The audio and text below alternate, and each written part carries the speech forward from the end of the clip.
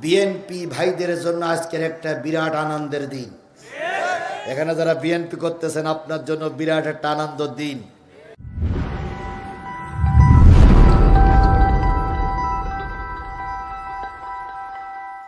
ভারত এখন আমাদের জুজুর ভয়ে দেখায়, সীমানা বন্ধ করে দেব, ঝাল পেজ আষ্টি দেব না। ওদের এখন থরহরি কম্প লেগে গেছে। পাকিস্তানের কেবল দুটো জাহাজ বাংলাদেশে এসেছে, সেই ভয়ে ভারত এখন চিন্তা করতেছে মাল বিক্রি করার আর কোনো জায়গা নাই। আবার আজকে কি শুনলেন? সকল ইসলামী দলের নেতৃবৃন্দ কোথায় সফর করেছে? ভারত চিন্তা করতেছে চীনের সঙ্গে যদি যোগাযোগ হয়েই যায় আমার অবস্থা কেরাসিন। আর ভারত, তুমি ভালো করে শুনে রেখে দাও, আমরা একা নই। তোমার এক পাশে আছে পাকিস্তান, তোমার এক পাশে আছে আফগানিস্তান, তোমার আর এক প্রান্তে আছে জম্মু কাশ্মীর, আজাদ কাশ্মীর, আর এক পাশে আছে বাংলাদেশ। চারিপাশ থেকে যদি নারাই তাকবীর স্লোগান দিয়ে তোমার এলাকায় ঢুকে পড়ি, তোমার বাঁচার মতন কোনো লাইন থাকবে না, কোনো লাইন থাকবে না, কোনো লাইন থাকবে না। বিএনপি ভাইদের জন্য আজকের একটা বিরাট আনন্দের দিন। এখানে যারা বিএনপি করতেছেন আপনার জন্য বিরাট একটা আনন্দের দিন। 21শে আগস্টে গ্রেনেড হামলায় আমাদের দেশের সম্পদ তারেক জিয়ার রায় হয়েছিল, সাবেক স্বরাষ্ট্রমন্ত্রীর রায় হয়েছিল। আজকের কোর্টের মাধ্যমে তাদেরকে বেকসুর খালাস দেওয়া হয়েছে। আজকে বিএনপির আনন্দের দিন, তার মানে আমরা ধারণা করছি খুব তাড়াতাড়ি তারেক জিয়া আমার দেশে আসবে। আর তারেক জিয়া দেশে আসা মানেই বিএনপিরা উজ্জীবিত হবে। কথা বলেন ঠিক না বেঠিক? আর এইটাই হয়েছে ভারতের জন্য গাত্রদাহ। সুতরাং বিএনপি জামাত আমরা ভাই ভাই। এখানে দ্বন্দ্ব করলেই শেখ হাসিনা আবার মাথা উঁচু করে দাঁড়ানোর সুযোগ পাবে। এই জন্য সকলের কাছে আমাদের আহ্বান, কোন রকম দ্বন্দ্ব করা যাবে না। উল্টো বুঝবেন না। আপনি একটা দল করেন, ভাই একটা দল করতেই পারে গণতান্ত্রিক দেশে। খান সাহেব একটা দল করতে পারে, আপনারা একটা দল করতে পারেন, তবে আপনারা জামাত ইসলাম মিলেই তো এই স্বাধীনতা আমরা এনেছি। কথা বলেন ঠিক না বেঠিক? এখন যদি দল করে পথ নিয়ে ভাগাভাগি করি, মারামারি করি, তাহলে ভারতকে আসার সুযোগ আপনারাই করে দিবেন, আপনারাই করে দিবেন, আপনারাই করে দিবেন। এখানে যারা বিএনপি জামাতের লোক আছেন, শেখ হাসিনা অথবা ভারত আবার আমাদের দেশে এসে মাতবারি করুক, এটাকে আপনারা চান? জোরে বলেন চান? তাহলে ছোট্ট ছোট্ট সমস্যাগুলো নিজেরা সমাধান করে নিতে হবে, মারামারি করা যাবে না। মারামারি করা মানে নিজেদের পায়ে নিজেরা কুরুল মারা। কথা বুঝেছেন? কথা বুঝেছেন? কথা বুঝেছেন? আচ্ছা বলুন তো, এক বাবার 4টে ভাই, ভাই ভাই একটু দ্বন্দ্ব থাকে না? থাকে না? তার মানে কি এই কাজ যে বাপের বাড়িতে বের করে দিতে হবে? তার মানে কি এই যে বড় ভাই যে ঘরে ছিল ওই ঘরেতে কোবাই বের করে দিতে, এইটা কি কাজ? তাহলে আমরা জামাত বিএনপি এখানে থাকতে গেলে টুকটাক 19-20 হতেই পারে, কিন্তু সেই 19-20কে কেন্দ্র করে কাউকে ছোট করা, কাউকে বড় করা, কাউকে অপমান করার নিয়ত করলে আল্লাহর আদালতে আপনারও কৈফিয়ত দেওয়া লাগবে। যদি বোঝেন তো বুঝলেন, আর না বুঝলেন তো কচু। বলেন তো, কুকুরের লেজের যদি কুকুরের লেজে 7.5 মণ ঘি টানা হয়, এইবার টেনে ছেড়ে দিলে কুকুরের লেজ বেঁকা হয় না সোজা হয়? আওয়ামী লীগের যতই আপনি 7.5 মণ তেল মাখান, ওরা যে দেশের শত্রু এর ভিতরে কোনো সন্দেহ নাই। সুতরাং ওদের ওই ঘি মাখাইয়ে লাভ নাই। এখন 3.5 বাঁশির লাঠির প্রয়োজন। হয়তো চুপ করে থাকো, নতুবা লাঠি দিয়ে পিটাইয়ে সোজা করা হবে। আল্লাহর কসম, ইতিমধ্যে যত স্বৈরাচার পালিয়ে গেছে, কোনো স্বৈরাচার ফিরে এসে রাজনীতি করতে পারেনি। এই স্বৈরাচার শেখ হাসিনাকে আমাদের দেশে আর কখনো ফিরে আসতে দেওয়া হবে না। হ্যাঁ, তাকে আনা হবে, বিমানের চাকায় বেঁধে ঝুলাই নিয়ে আসা হবে। বিমানের চাকায় কোমরে দড়ি বিন্দু ঝুলুই নিয়ে আসবে, যতগুলো দেশের মধ্যে আসবে সবাই বসবে যে স্বৈরাচারে নিয়ে যাচ্ছে। এই নিয়ে ট্রাইব্যুনালে বিচার করা হবে। আল্লামা নেজামীরে যে কায়দায় ফাঁসিতে ঝুলিয়েছে, আব্দুল কাদের মোল্লারেরা ফাঁসিতে ঝুলিয়েছে, হেফাজতের আলেমদেরকে লাইট নিভাইয়ে মৃত্যুর কোলে ঠেলে দিয়েছে। আওয়ামী লীগের নেতা কর্মীদের এই পরিণতির জন্য অপেক্ষা করার জন্য বলা হচ্ছে, তোমাদের নেতা কর্মীদের ওই পরিণতি আজও কালও হবেই হবেই হবেই হবে।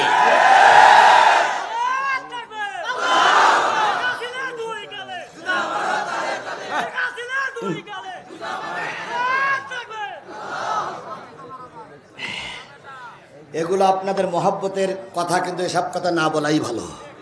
আল্লাহ আমাদের সবাইকে ধৈর্যের সঙ্গে কবুল করুক, সকলে মিলে বলুন আমিন। এবার আসতেছে আমাদের কথা। আল্লাহ বলতেছেন, ইন্নামাল মুমিনুন আল্লাযীনা ইযা যুকিরাল্লাহু ওয়াজিলাত কুলুবুহুম ওয়া ইযা তুলিয়াত আলাইহিম আয়াতুহু যাদাতুহুম ঈমানাও ওয়া আলা রাব্বিহিম ইয়াতাওয়াক্কালুন। প্রকৃত মুমিনদার তারাই যাদের সামনে জিকির করলে আল্লাহর দেল, যাদের সামনে জিকির করলে মানুষের দেলগুলো নরম হয়ে যায়, আর যাদের সামনে কোরআন তেলাওয়াত করলে তাদের ঈমান বৃদ্ধি পায়। আর ওই লোকগুলো আল্লাহর উপরে ছাড়া কারোর উপরে তাওয়াক্কুল করে না। ও আমার জাতি ভৈরবের মুসলমানেরা, তাওয়াক্কুল করতে হবে কার উপরে? আরো জোরে বলেন, তাওয়াক্কুল করতে হবে কার উপরে? মানুষের উপরে তাওয়াক্কুল করলাম না বরকত দেয় না, তাওয়াক্কুলটা করা লাগবে আল্লাহর উপরে। আবু হুরায়রার নাম কি আপনারা শুনেছেন? আবু হুরায়রা তখন ছোট, খুব ছোট, কেবল কালেমা পড়ে মুসলমান হয়েছে। আবু হুরায়রা বাড়ির থেকে চলে আসলেন, জাতি তাকে বের করে দিল, পরিবারের লোক তার বিপক্ষে চলে গেল, পরিবারের লোক তাকে মারতে শুরু করলো। এলাকায় যখন রাস্তায় ঘুরে বেড়ায়, প্রতিটা মানুষ তাকে ধিক্কার দেয়, তুই কেন কালেমা পড়তে গেলি? তুই কেন মুসলমান হলি? তুই কেন কালেমা পড়েছিস? তোর সমাজে দাম নেই। আবু হুরায়রা বাধ্য হয়ে নবীজির দরবারে চলে গেল। আহলে সুপ্পার ভিতরে সকল সময় কিছু মুসাফির থাকতো। ওই গ্রুপের ভিতরে 40 জন হতো, 50 জন হতো, 70 জন হতো, 100 জন হতো। আহলে সুপ্পা বলে ওই লোকদেরকে যারা কালেমা পড়ার পরে পরিবার তাদেরকে তাড়িয়ে দিয়েছে। ছেলে কালেমা পড়েছে বাপ বিরোধী, বাপ কালেমা পড়েছে পরিবার বিরোধী, ভাই কলেমা পড়েছে ভাই বিরোধী। এইরকম লোকগুলো রসুলের মসজিদে এসে শুয়ে থাকতেন। মসজিদে শুয়ে থাকার পর সকাল সন্ধ্যা দুপুরে যদি কিছু হাদিয়া আসতো, এই হাদিয়া তারা ভাগ বটারা করে খেয়ে ফেলতো।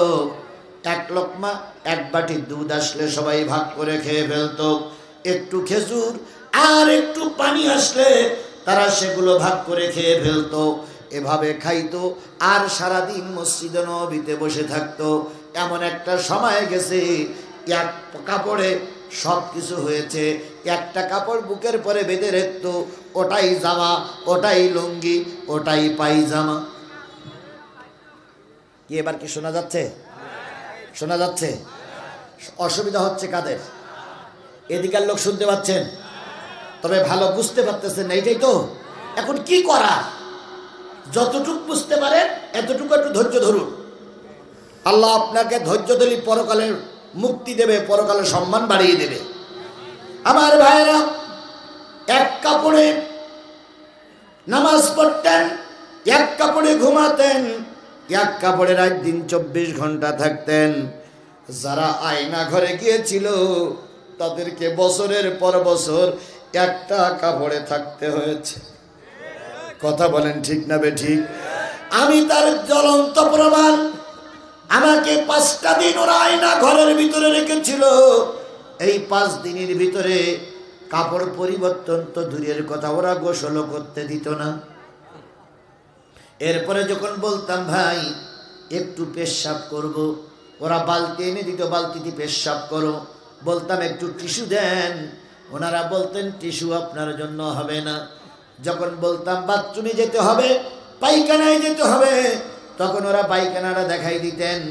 অনেক সময় পায়খানার ঘরের ভিতরে কোনো পানি থাকতো না, কাপড় দিয়ে মুছে আবার ওদের সঙ্গে আসতে হয়েছে। ঠিক এরকম নির্যাতন, এরকম অত্যাচার, এরকম কষ্ট অতীতের লোকদের হয়েছে। ওই আহলে সুফার ভিতরেও ছিল। 3 দিন 4 দিন পর্যন্ত কোনো খাবার তাদের জুটত না। হঠাৎ করে 4 দিন পর একটা পেয়ালা একটু দুধ এসেছে। আবু হুরায়রা বর্ণনা করেন, ওই দিন আমাদের সংখ্যা ছিল 40-এর উপরে। দুধ এসেছে কতটুক? 1 পেয়ালা। আবু হুরায়রা ছিলেন ছোট মানুষ। তিনি বলেন, আমি দুধগুলো হাতে নিলাম, হাতে নিয়ে সর্বপ্রথম নবীর দরবারে গেলাম। নবীর দরবারে যেয়ে বলতেছি, ইয়া রাসূলুল্লাহ, 7 দিন পরে 1 পেয়ালা দুধ এসেছে। আমার ধারণা ছিল নবী বলবে দুধগুলো তুমি সব খেয়ে ফেলো, কাউকে দেওয়া লাগবে না। কিন্তু নবী তা বললেন না। নবী বললেন, আবু হুরায়রা, তোমাদের সঙ্গে আহলে সুফায় কয়জন লোক আছে?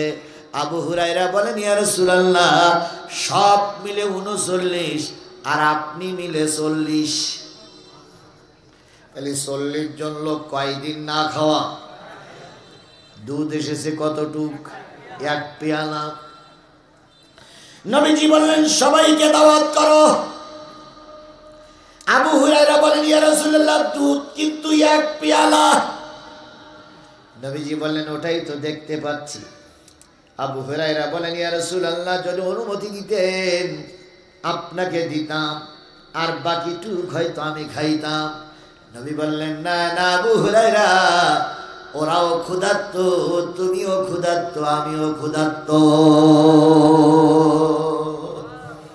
এতটুক যদি অতীতের মানুষরা বুঝতো, আল্লাহর কসম, কারোর নামে 20টা মামলা, কারোর পরনের কাপড় ছিল না, আর কেউ কোটি টাকার মালিক হতে পারত না।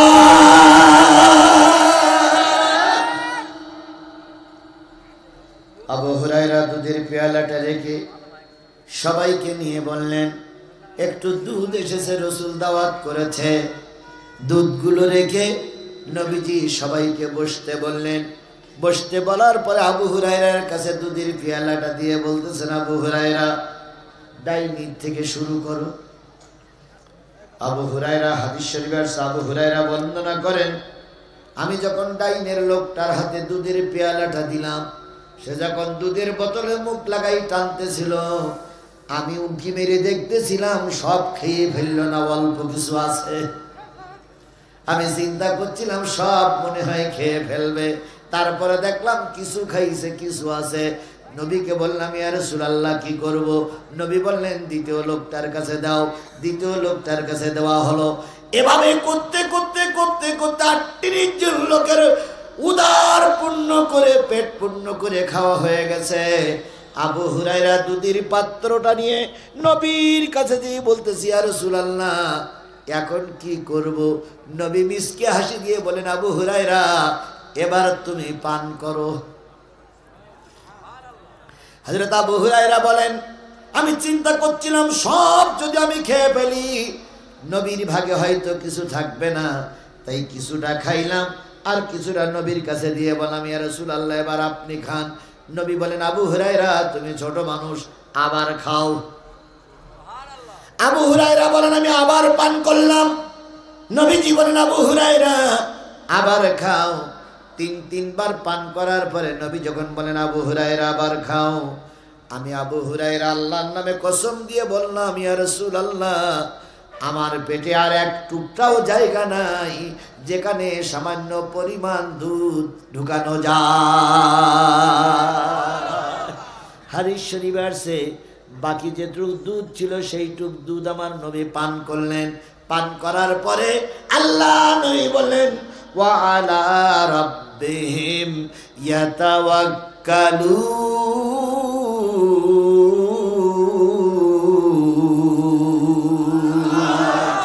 মুমিন যারা হয় তারা আল্লাহর পরে তাওয়াক্কুল তাওয়াক্কুল করবে। আর আল্লাহর পরে যদি কেউ তাওয়াক্কুল করে তার খাদ্যের ব্যবস্থা স্বয়ং আল্লাহই করে দেয়। আল্লাযীনা ইউকিমুনাস সালাতা ওয়া মিম্মা রাযাকনাহুম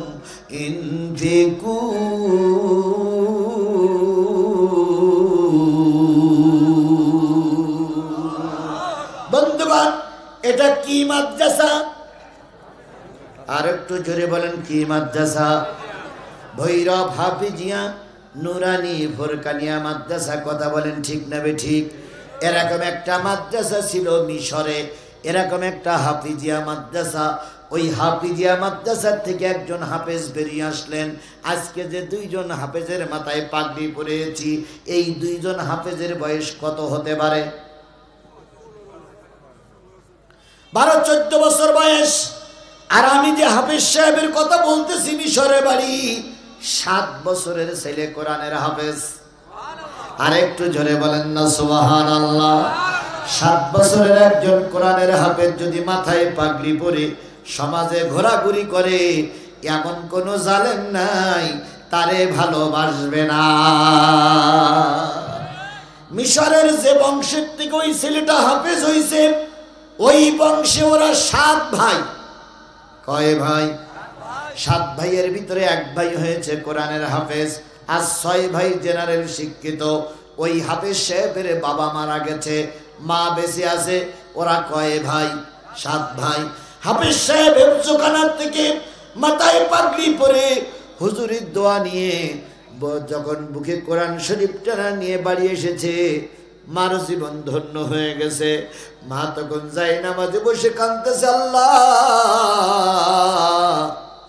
আমার স্বামী মরে গেছে, দুঃখ নাই, আমার ছেলে হাফেজ হয়েছে, এটাই আমার জীবনের বড় পাওয়া। হাফেজ সাহেব নামাজ পড়ে, বাকি ছেলেরা নামাজ পড়ে না, মা খুশি হয়।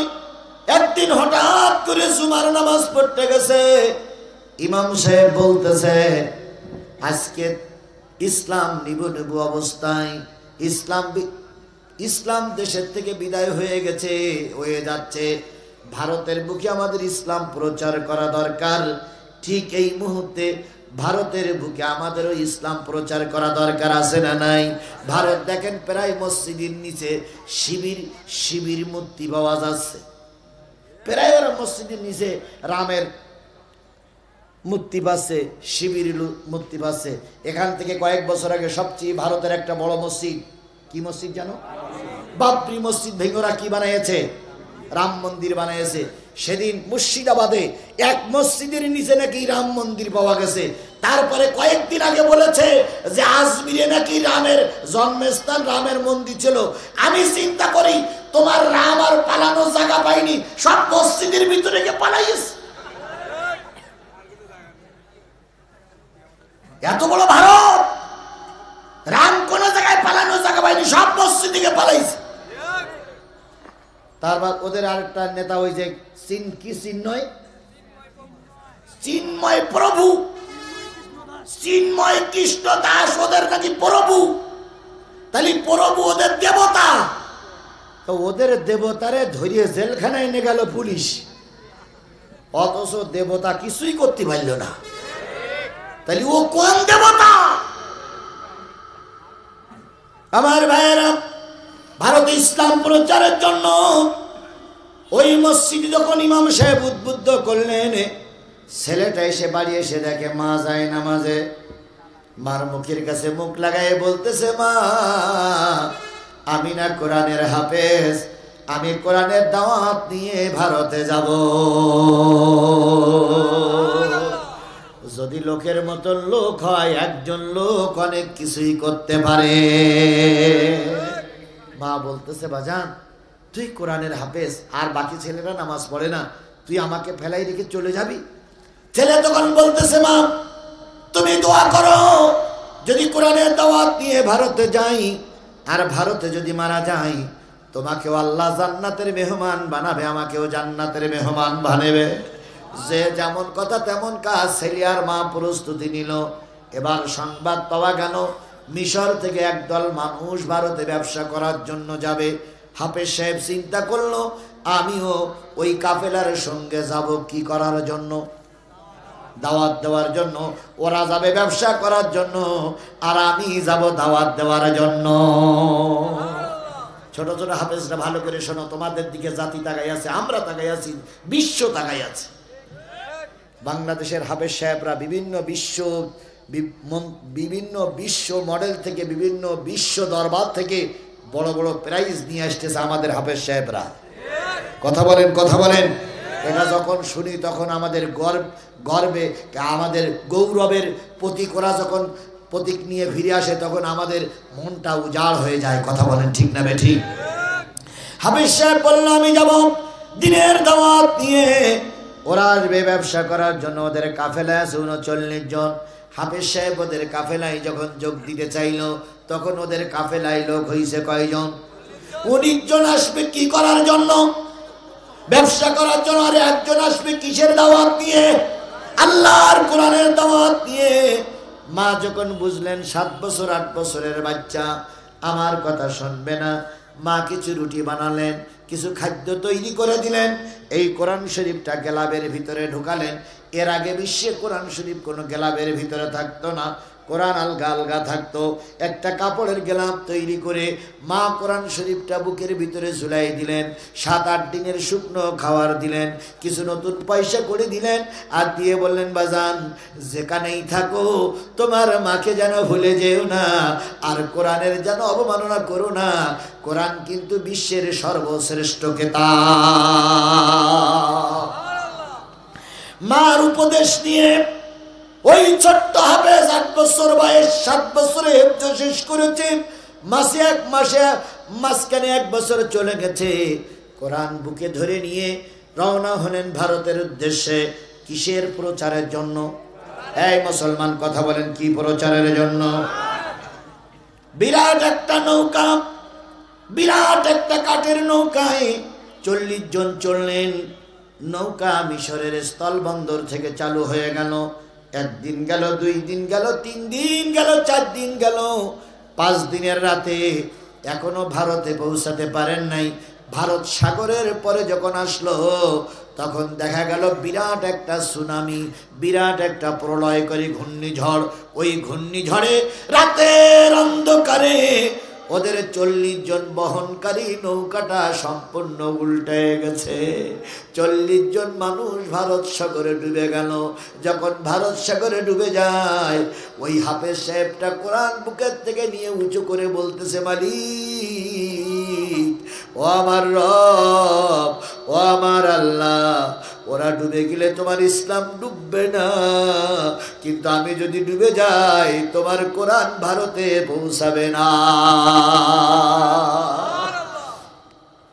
অমুসলিমদের কাছে দাওয়াত দেওয়ার স্বার্থে তুমি আমাকে হেফাজত করো। ওই ছেলেটার নাম ছিল বারাকাত।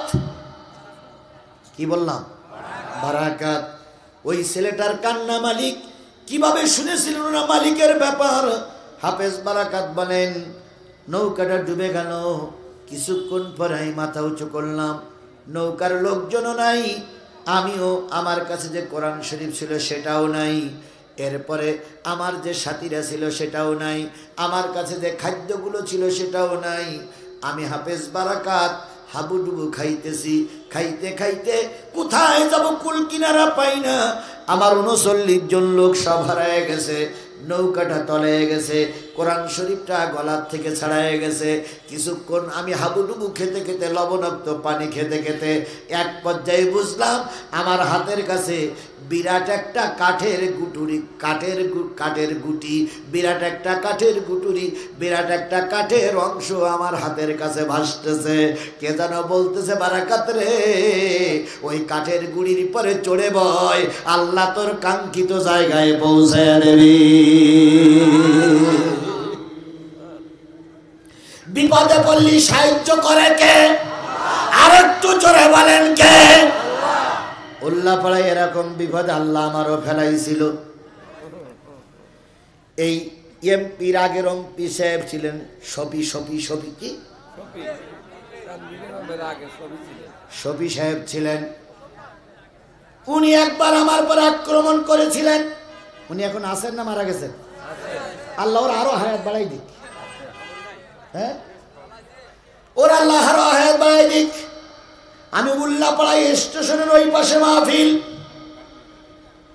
আমি মাহফিল করে নামলাম, উনিও আমার পিছনে পিছনে নামল। ওনার টার্গেট আমারে ধরবে, মারবে, হত্যা করবে। এরপরে আমি আসতেছি, ওনার গাড়ি আমার পিছনে পিছনে, আমার গাড়িও পিছনে, আমার গাড়ি সামনে, আমার ড্রাইভার। আর আমি চিন্তা করেছিলাম আজকে মারাই যাব, কারণ ওর সঙ্গে একটা পুলিশের গাড়ি আছে আর ওনার দল বল আছে। উনি আসতেছে, আমিও আসতেছি। হঠাৎ করে একটা ব্যাকন বাঘ, ড্রাইভার বললে স্যার কি করবাই বানাই, বাঘের ডাই নিয়ে দাঁড়িয়ে সোজা চালা। সোজা কিছু দূর ভিতরে যেয়ে একটা ছোট ব্রিজ, ব্রিজের ওখানে যেয়ে সব লাইট অফ। উনি মনে করলেন বাঘ ঘুরিয়ে সোজা রাস্তায় হুজুর চলে যাচ্ছে, পুলিশও সাইরেন দিতে দিতে চলে যাচ্ছে। আমাকে নামাই দিল। নামাই দেওয়ার পর আমি একটা বাড়ির আশ্রয় যে একটা ছোট্ট জায়গায় আশ্রয় নিলাম। ওনারা আবার ঘুরিয়ে এসে এই গাড়িটারে পেয়েছে। গাড়ি পেয়ে বলতেছে গাড়ি কোথার? তখন ওই ছেলেটা বলতেছে এখানে একজন ভাড়ায় আসছে, তাই নিয়ে আসছি। কয় এই গাড়ি থেকে হুজুর ছিল? কয় না, আমি হুজুরের চিনিই না। আমার বিশ্বাস ওই দিন যদি এই জান্নাতি মানুষটা, ওই দিন যদি আল্লাহর ওলি আমারে খুঁজে পেত, হয়তো সবাই করে আমার নদীতে দিত। সেদিন কে বাঁচিয়েছিল? কিসের জন্য? আমি শুধু এতটুকু বিশ্বাস করি, আল্লাহ যত বড় বিপদ থেকে তুমি আমারে বাঁচিয়েছো, সবটা ছিল তোমার কোরআনের জন্য। আপনারা ওয়াজে দেখেছেন পাবনার এক মাহফিলে 3টে গুলি হয়েছে। না দেখলে আজকে যে বাড়িতে সার্চ করবেন, এরকম 8-10 জনের দূরে একটা ছেলে প্যান্ট শার্ট পরা, তার পাশে আরো 2 জন আছে। 3 জন বেশ মাহফিলের শুরুর থেকেই বসে আছে। আমি ওদের চাল চলন থেকে একটু ভয় পাচ্ছি, তারপরে কিছু বলতে পারছি না। ওয়াজ অর্ধেকটা হয়ে গেছে, হঠাৎ করে ওখান থেকেই পিস্তল বের করে গুলি। আমার যখন ডাইন পাশে কানের পাশ থেকে গুলি চলে যায়, আমি যদি মাথাটা একটু না ঘুরাতাম, ডাইরেক্ট ডাইন চোখ বেডে গুলিটা বেরিয়ে যেত। আবার বাম পাশের থেকে গুলি করলো, আমি আবার এই দিক ফেললাম, গুলিটা ওই পাশে বেরিয়ে গেল। এবার ডাইরেক্ট আমাকে শুট করলো। আমি মাথাটা নিচু করে টেবিলের পরে লাগালাম। 3টা গুলি যখন হলো, জনগণ তার মধ্যে ঠিক পেয়েছে। জনগণ ওদের পরে আক্রমণ করলো, ওরা দৌড়িয়ে পালায়ে চলে গেল। আবার সেই মাহফিল শেষ পর্যন্ত হয়েছে। তাহলে এই যে গুলির থেকে বাঁচালেন কে? ওই যে নেতার আক্রমণ থেকে বাঁচালেন কে? তাহলে সেই আল্লাহ হাফেজ বারাকাতের জন্য সাগরের বুকে রহমত করতে পারে না। কারণ দুনিয়ায় যত বড় বিপদ হোক, আল্লাহ তার কোরআনকে টিকাইয়ে রাখবে। হাফেজ বারাকাত বলেন, আমি এবার সারা রাত আর ভারত সাগরে থাকলাম। পরের দিন সারা দিন কাঠের পরে ঘুরতে লাগলাম। পরের দিন রাত চলে গেল। ভোর যখন হলো, তখন আমি খেয়াল করলাম একটা দেশ দেখা যায়, কিছু মাটি দেখা যায়, কিছু দ্বীপ দেখা যায়। আমি ওই দ্বীপের কিনারায় যেয়ে কাঠের থেকে নেমে দ্বীপের পরে শুয়ে পড়লাম। আমার পরনে তখন কাপড় ছিল না, সব ওই সাগরে চলে গেছে। আমি সম্পূর্ণ উলাঙ্গ। হাফেজ বারাকাত বলেন, পরনে আমার কাপড় নাই, 3 দিন কোনো খাবার নাই, কোরআন শরীফ আমার কাছে নাই, কিচ্ছু নাই। আমি একা একা দ্বীপের পরে শুয়ে পড়লাম। ওই দ্বীপটার ভিতরে ছিল একজন মহিলা। ওই মহিলা প্রতিদিন কাঠ কাটতে যায় দ্বীপের পাড় দিয়ে।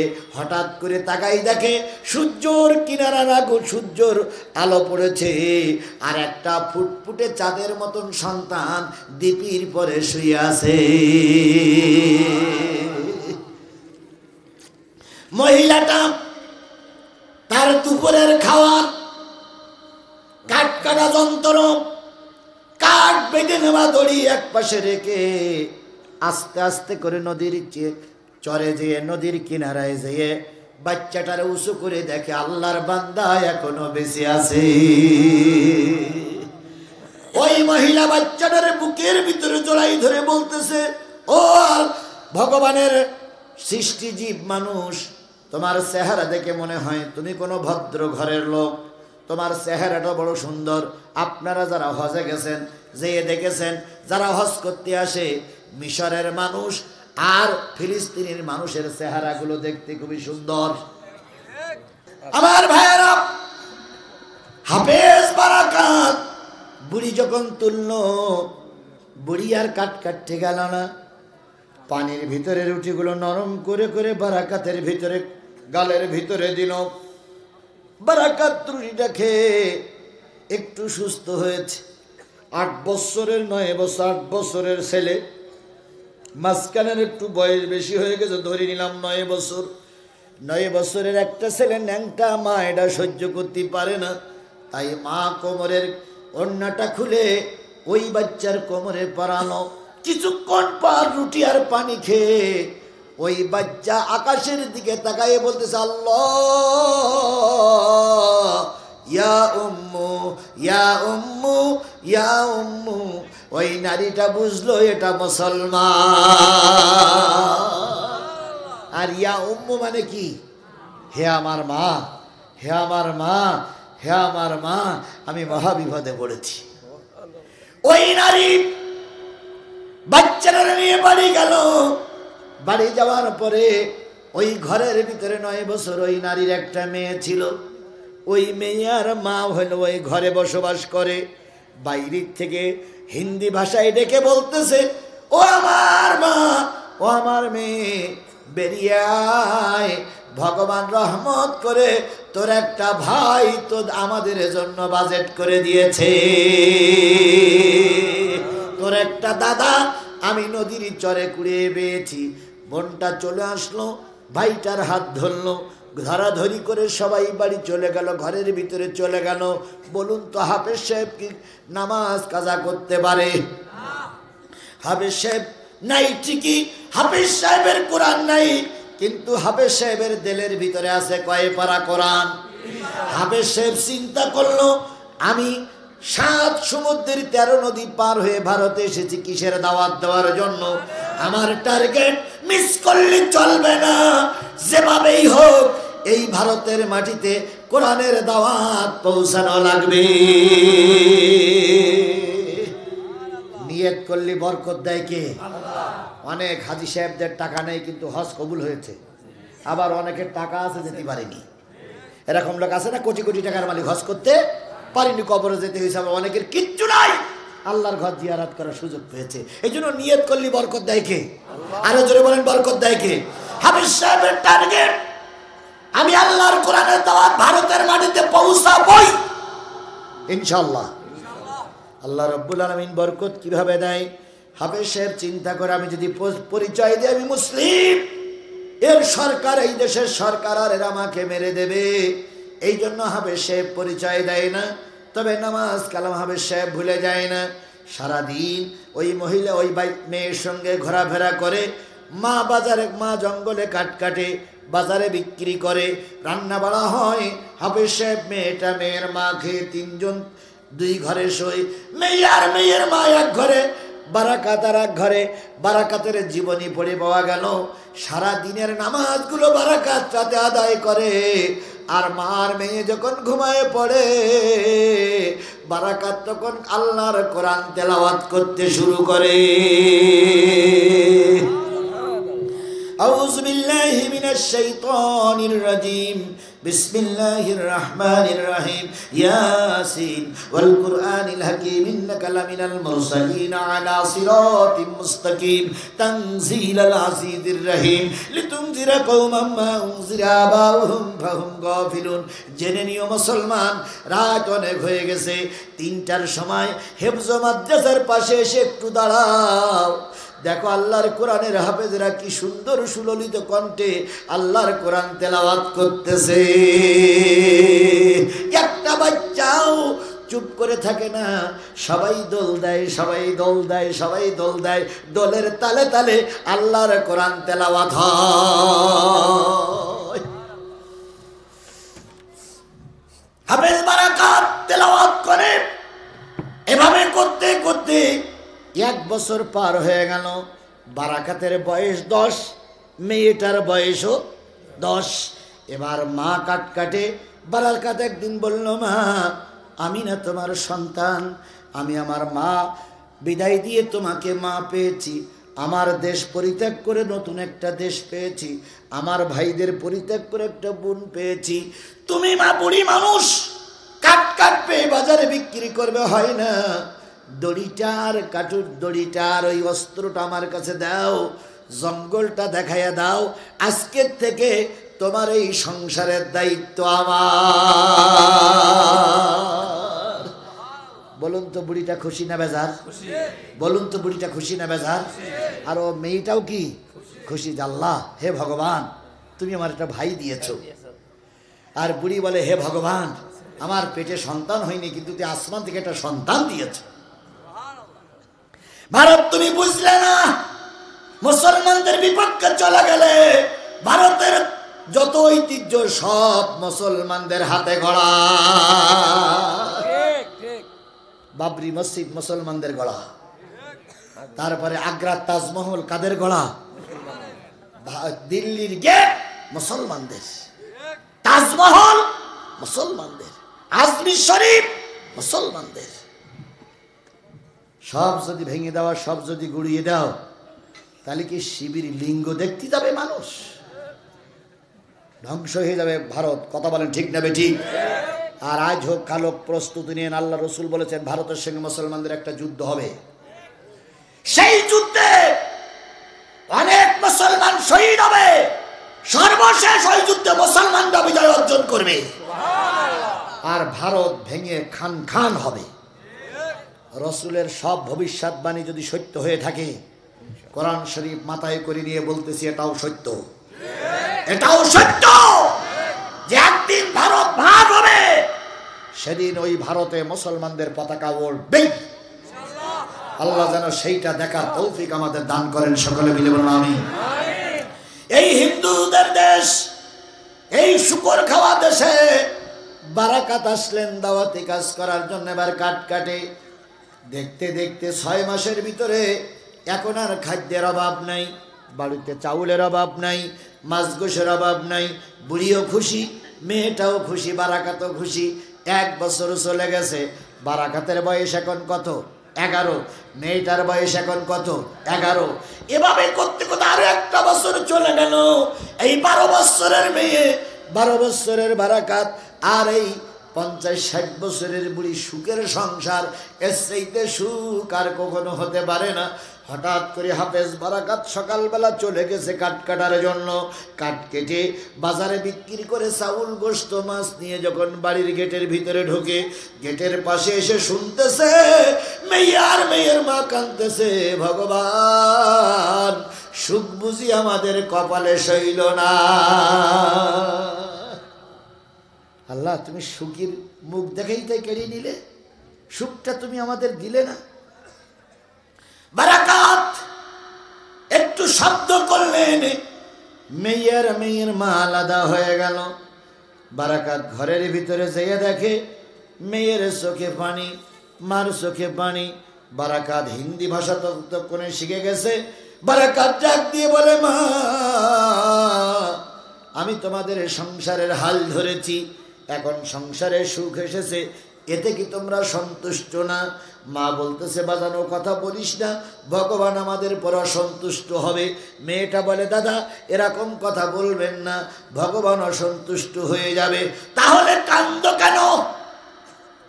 মেয়ে চোখের পানি মুছলো, মা চোখের পানি মুছে বলতেছে, বাজান রে, এত বড় বিপদ আমাদের সামনে এসেছে, যেই বিপদের মোকাবেলা করার মতন কেউ না। বারাকাত বললেন, মা কি বিপদ? কয়, তোর শুনে লাভ নেই, কারণ তুই আমি ক্ষুদ্র মানুষ, তোর শুনে কোনো উপকার হবে না। বারাকাত বলতে, মা একটু বলো না। কয়, রাষ্ট্রের একটা হুকুম জারি হয়েছে। কি হুকুম?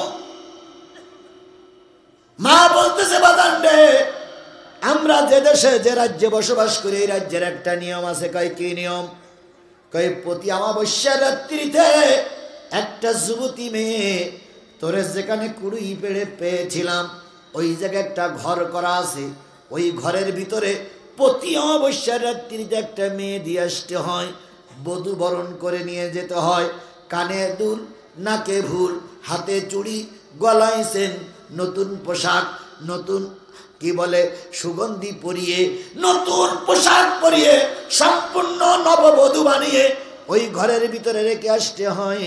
রাতের বেলায় কে বা কারা ওই ঘরের ভিতরে এসে ওই মহিলাটারে ব্যবহার করে, তারা নাকি জেন প্রকৃতির মানুষ, তারা নাকি জেন।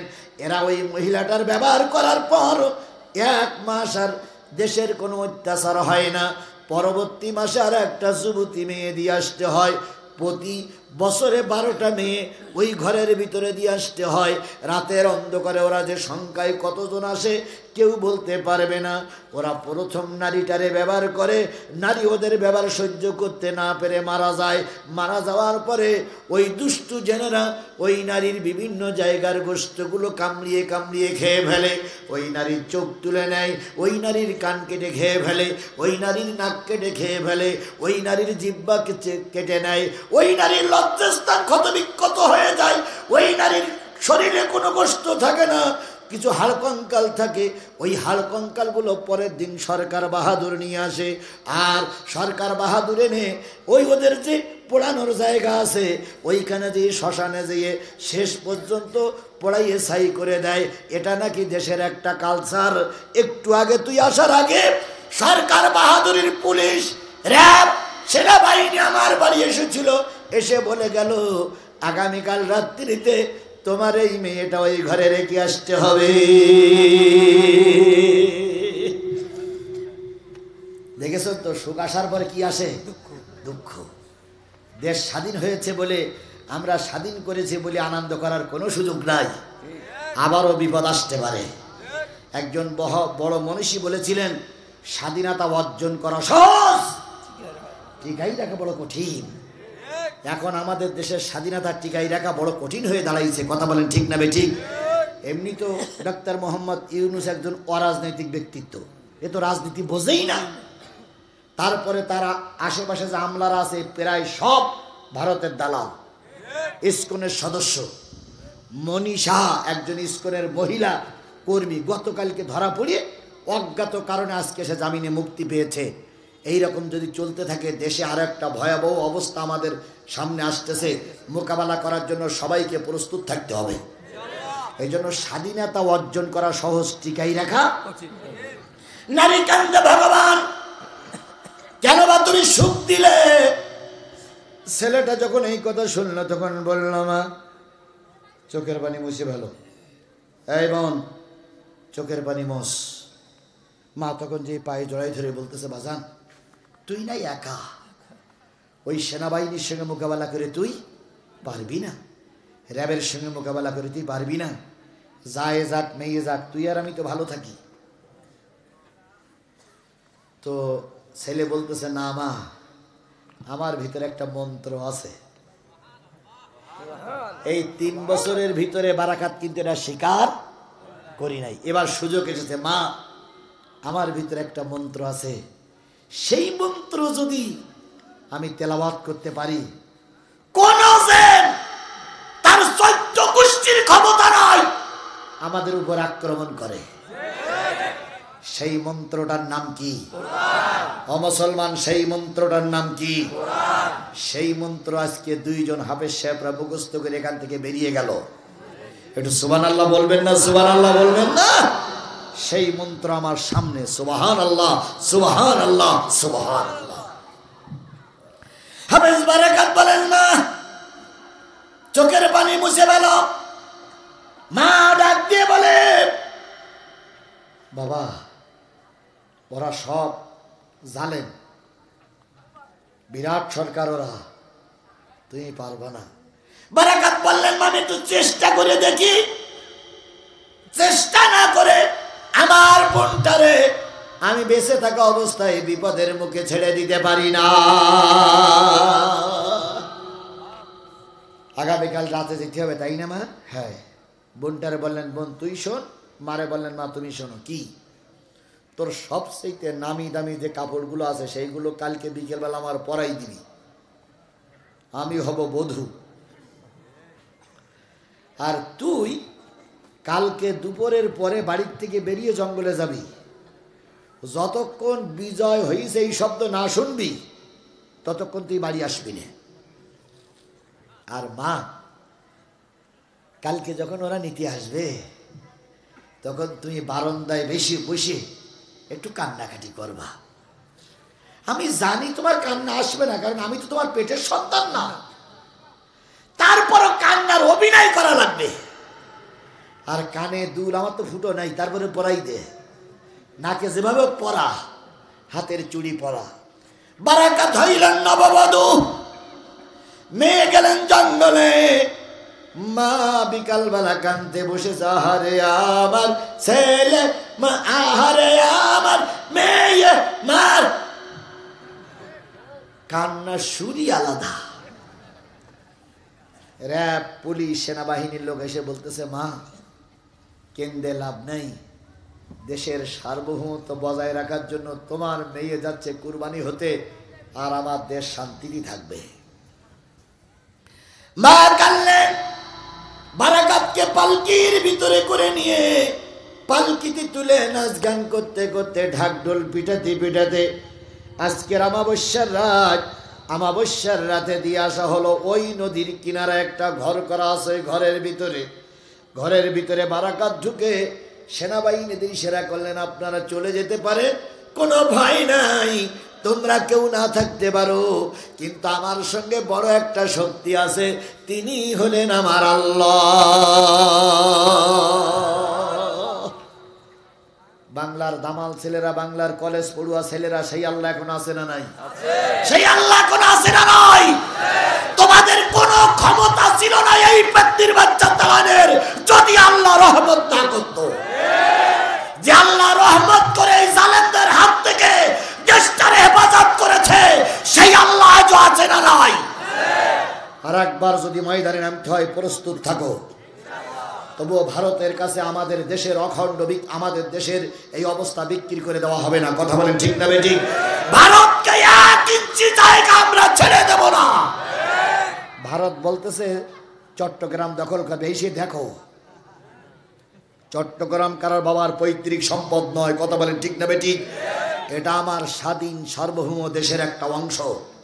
চট্টগ্রামে যদি হিন্দুরা আক্রমণ করে, আমরা এখান থেকে লং মার্চ করে চট্টগ্রামে যাব, তবু ভারতের কোন সৈন্যকে 1 ইঞ্চি জায়গা দখল করতে দেওয়া হবে না, হবে না, হবে না।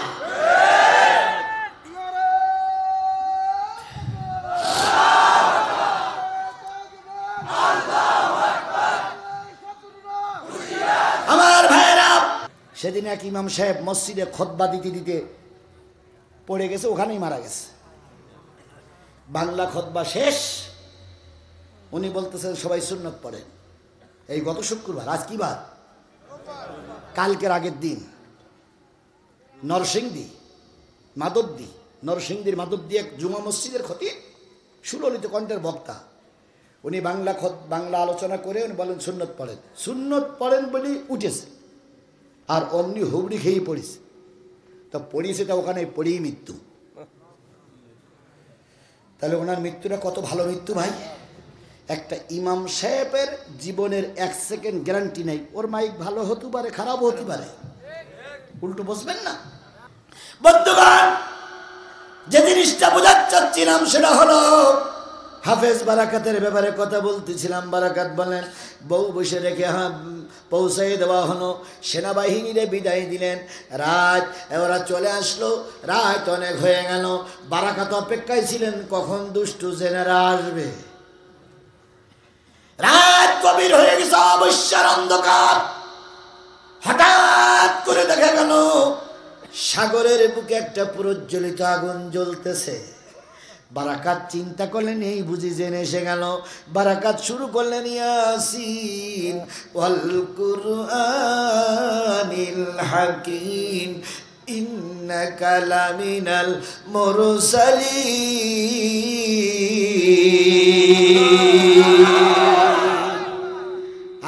থেমে গেল। খানিকক্ষণ পরে আবার দেখা গেল ঘরের চারিপাশে আগুন জ্বলতেছে। তার মানে জিন এখন ঘরের চারিপাশে। হাফেজ বারাকাত সূরা জিন তেলাওয়াত করতে শুরু করেন, আলহামদুলিল্লাহ। জিনেরা ঢুকতে না পেরে জিন চলে গেল। কখন জানি ফজরের আজান হয়ে গেল। হাফেজ বারাকাত তখন কোরআন শরীফের বুরুজ পড়তেছিলেন, ওয়াসসামাই যাতিল বুরুজি ওয়াল ইয়াউমিল মাউদ।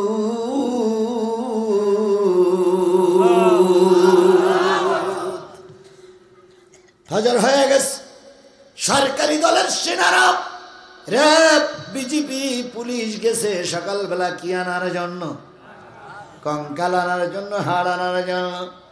যখন ওরা ঢাক ঢোল পিটাই যাচ্ছে, হাফেজ বারাকাত তখন ঘরের থেকে এসে বলতেছে, আসসালামু আলাইকুম। সেনাবাহিনী অস্ত্র ফেলাই মেরিয়েছে দোষ। অন্যদিন কঙ্কাল পাওয়া যায়, আর আজকে সালাম দেয়, হায় রে সর্বনাশ। হাফেজ বারাকাত বাইরে এসে বলতেছে, ও সেনাবাহিনী দৌড়াইও না, সেনাবাহিনী আরো দৌড়। অন্যদিন জেনেরা রাতে কারবার করে, আর এখন দেখি জেন দিনে কারবার করতেছে। ওরা দৌড়ায়, হাফেজ বারাকাত তাকাই থাকে, হায় রে শক্তিশালী সেনাবাহিনী, দৌড়াও কেন? অনেক দূরে গিয়ে সেনাবাহিনী পাগলের মতন তাকাই রয়েছে। কিরে, অন্যদিন কঙ্কালার, আজকে জীবন্ত মানুষ। ঘটনা কি? একজন দুইজন করতে করতে এগিয়ে আসে। হাফেজ বারাকাত বাইরে এসে বলে, ভাই সঠিক সংবাদটা শুনে যাও। একজন যেয়ে বলতেছে, নাম কি? বারাকাত। কালকে সে মেয়ে? সেই মেয়ে তো আমি না, সে তো মেয়ে, তুই তো ছেলে। হাফেজ বারাকাত শাড়ি কাপড়টা মাথায় দিল, কোমরে গুজে বলতেছে, দেখেন তো কালকের মেয়ে কি আমি? হ্যাঁ তা তো, কিন্তু রাতে ওরা আসেনি। এসেছিলাম। কিভাবে বাঁচলে? কয়েকটা মন্ত্র আমার কাছে আছে, ওই মন্ত্র যেখানে তেলাওয়াত হয় সেখানে জেন কেন, জেনের 14 গোষ্ঠী আসতে পারে না। সেনাবাহিনীর প্রধান, বিজিবির প্রধান, ওই সময় যারা শান্তি শৃঙ্খলায় নিয়ে জিতেছিল এই বাহিনী, পালকির পরে করে নিয়ে নাচতে নাচতে রাজ দরবারে গিয়ে হাজির। জাহাপানা, বড় বিপদ থেকে আমার দেশটারে এই ছেলেটা হেফাজত করেছে। সুবহানাল্লাহ বলেন। সরকার বাহাদুর বলল, ওরে যুবক, আমি আমার ক্ষমতার বলে, আমি আমার অস্ত্রের বলে, আমি আমার লোকজনের বলে, ভারত এত বড় একটা অংশ, আমি আমার ক্ষমতার বলে কোনো নারীর সতীত্ব রক্ষা করতে পারিনি। তুই কোন মন্ত্র বলে এই নারীর সতীত্ব রক্ষা করেছিস? সেই মন্ত্রটা আমাকে একটু পড়িয়ে শোনা, যাতে করে দেশের মানুষকে আমি অন্তত নিরাপত্তা দিতে পারি। হাফেজ বারাকাত বললেন, রাষ্ট্রপতি। হাফেজ বারাকাত বললেন, রাষ্ট্রনায়ক। ও আল্লাহর গোলাম, আমার ভিতরে আছে কোরআন।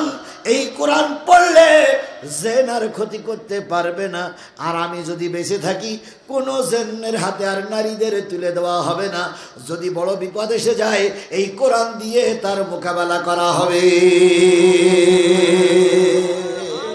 রাষ্ট্রপতি বলতেছে, বাজান রে, তুই আমার বুকে আয়।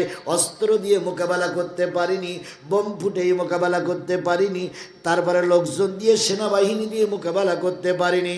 তুই যে মোকাবেলা করেছিস, এই জন্য তুই আমার হৃদয়ের স্পন্দন আমার বুকের ভিতরে জড়িয়ে আয়।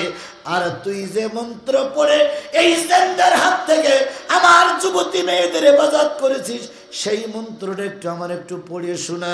এবার হাফেজ বারাকাত বললেন, আল্লাহ, এই তো সুযোগ। হাফেজ বারাকাত বললেন, ও রাষ্ট্রপতি, এই মন্ত্র পড়তে গেলে কলেমাওয়ালা হওয়া লাগবে।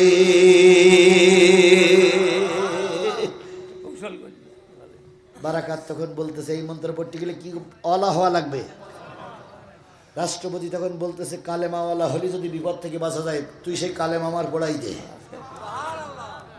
রাষ্ট্রপতি কলেমা পড়লেন, সেনাবাহিনীর প্রধান কলেমা পড়লেন, গোটা দেশে সমাবেশ হতে শুরু করলো আর বলল রাষ্ট্রপতি সেনাবাহিনী প্রধান বিচারপতি সব কলেমাওয়ালা হয়ে গেছে এই বিপদ থেকে বাঁচার পরে। এইবার ওই এলাকার যেখানে যাই সেখানে লোকজন দলে দলে কালেমা পড়ে মুসলমান হয়ে যায়। যে অঞ্চলে ভারতের যে অঞ্চলে হাফেজ বারাকাত কালেমার দাওয়াত দিয়ে লক্ষ লক্ষ কোটি কোটি মানুষকে কালেমাওয়ালা বানাইছিলেন, ওই অঞ্চলটার নাম হচ্ছে মালদ্বীপ। অঞ্চলটার নাম কি? মালদ্বীপ। মালদ্বীপ ছিল ভারতের একটা অংশ, অনেকগুলো দ্বীপেরই সমন্বয়ে হলো মালদ্বীপ। ওই দ্বীপে দ্বীপে কালেমার দাওয়াত দিয়েছে এই একজন হাফেজ, তারও সিলাই করে সেখানে কালেমার ঝান্ডা উড়েছে। আজও মালদ্বীপ কোরআন দিয়ে চলতেছে। তাহলে ছোট একজন বারাকাত যদি, একজন হাফেজ সাহেব যদি কোরআনের দাওয়াত দিয়ে ভারতের মতন অমুসলিমদের দেশে যদি কালেমার দাওয়াত পৌঁছাতে পারে, আমরা বাংলাদেশের 18 কোটি মানুষের কম বেশি কোরআন শরীফ জানা আছে না নাই? তাহলে তাই যদি থাকে, বারাকাতের মতন শপথ দিয়ে আমরাও ময়দানে নামবো, ভারতকে আমরা শিক্ষা দেব মুসলমানেরা কোন ভারতের কাছে মাথা নত করবে না। কোরআনের জন্য প্রয়োজনে আবার রাস্তায় নামবো, কোরআনের জন্য আবার জীবন দেব, কোরআনের জন্য রাজপথে শহীদ হব। তবে অমুসলিমদের কাছে আমার দেশ বিক্রি করে দেব না। কারা কারা রাজি আছেন? 2 হাত উঁচু করে মালিকের দেখা। আল্লাহ আমাদের এই হাতগুলোরে কবুল করে নিক, মৃত্যুর আগ পর্যন্ত কোরআনের পক্ষে থাকা তৌফিক দান করুক। আল্লাহ তুমি দয়া করে এই হেফজখানা এবং আমাদেরকে তুমি কবুল করে নাও। এক বারাকাত যদি কোরআনের দাওয়াত দিয়ে ভারত ইসলাম প্রচার করতে পারে, আমরা হাজারো বারাকাত নয়, লক্ষ বারাকাত নয়, কোটি কোটি বারাকাত বাংলাদেশে আছে, আমরা সবাই সংঘবদ্ধভাবে এই ভারতদের মোকাবেলা করব। তবু কোরআনের শত্রুর কাছে আমরা মাথা নত করব। আল্লাহ এই শপথের পরে আমাদের টিকে থাকার তৌফিক দান করুক। বন্ধুগণ, রাত একটু বেশি হয়ে গেল মনে হয়। সূরা ফাতিহা ইখলাস শরীফ পড়ি, এখনই দোয়া বিসমিল্লাহির রহমানির